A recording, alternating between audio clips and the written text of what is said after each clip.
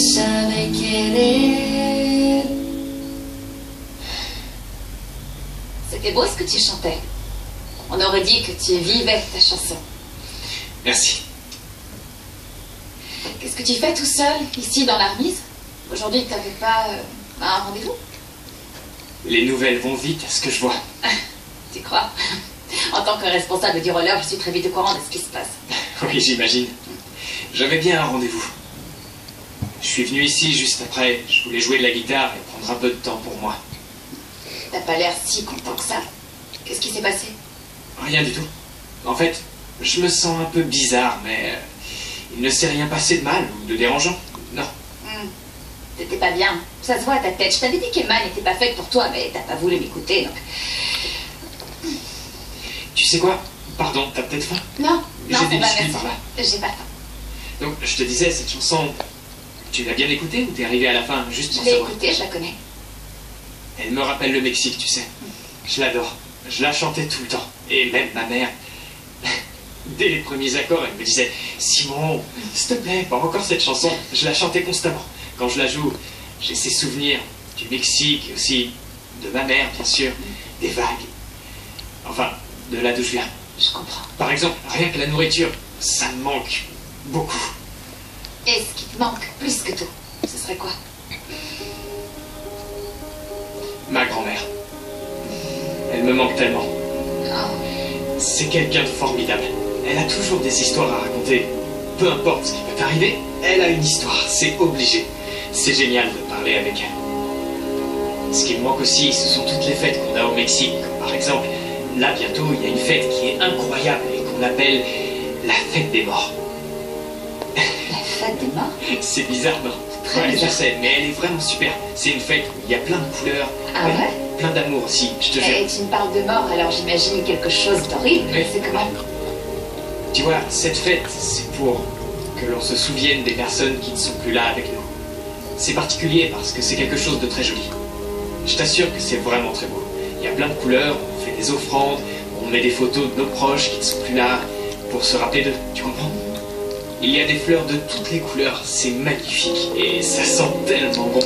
Et attends, c'est pas fini. On mange un pain spécial, c'est une espèce de brioche et c'est super bon. C'est comment? Ça fait à peu près cette taille. Il y a du sucre par-dessus. Ah, c'est saupoudré. C'est excellent.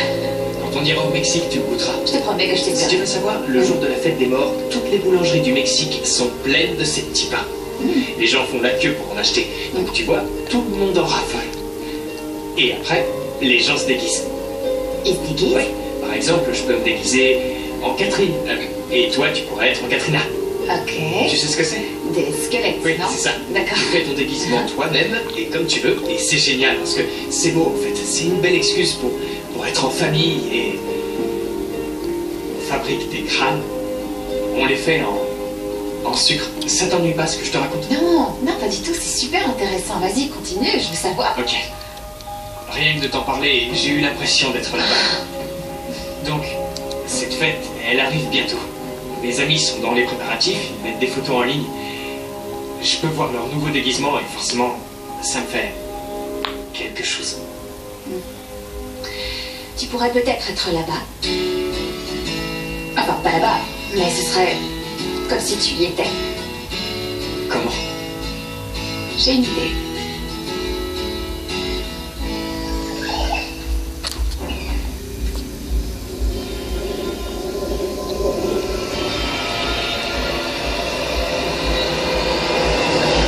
Cette clé m'appartient.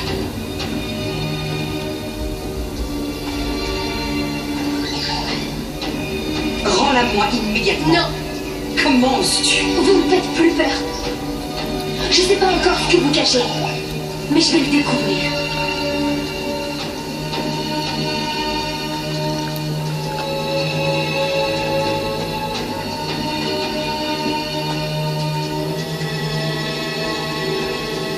Ne l'ouvre pas. Ne l'ouvre pas, tu entends? Je t'ai dit de ne pas l'ouvrir.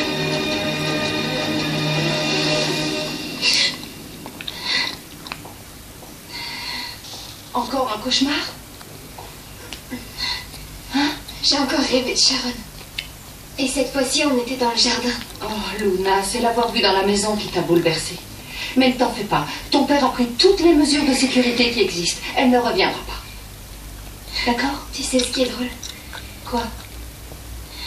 Dans mon rêve, j'ai finalement réussi à ouvrir le coffre. Mais je me souviens pas de ce qu'il y avait dedans. Luna, je pense que tu devrais arrêter de fouiller dans les affaires de Madame Benson, ok? Tu penses trop à elle, c'est pour ça que tu fais tous ces rêves. Ou peut-être que c'est tout le contraire. Et si mes rêves m'indiquaient quelque chose? Comme quoi? Eh bien qu'il faut que je finisse de démêler ce casse-tête qui entoure mon histoire familiale. Je suis sûre qu'après ça, je serai beaucoup plus tranquille. Écoute, il faut absolument que je découvre ce que cache Sharon dans ce coffre. Je suis sûre qu'elle cache dans cette chambre quelque chose sur son passé. Et ça me permettra de comprendre toute son histoire. Et s'il n'y avait rien à comprendre? Comment est-ce que je pourrais le savoir? Ma tête bouillonne de questions et j'ai besoin de répondre à chacune d'entre elles. Je veux savoir pourquoi Sharon fait tout ça. Dans quel but? Pourquoi vouloir autant nous faire souffrir? Je ne sais pas. Mais je pense que parfois, les gens font des choses sans qu'il y ait aucune explication. J'ai la sensation que la réponse est sous mes yeux, mais que je la vois pas. Il faut que je découvre ce que c'est. Je sais. Fais bien attention, Luna. C'est pas Je vais pour faire toi. très attention. Tu peux me faire confiance. D'accord. Il faut que tu saches que tu n'es pas toute seule, Luna. On sera toujours avec toi. Ok. Merci. Je vous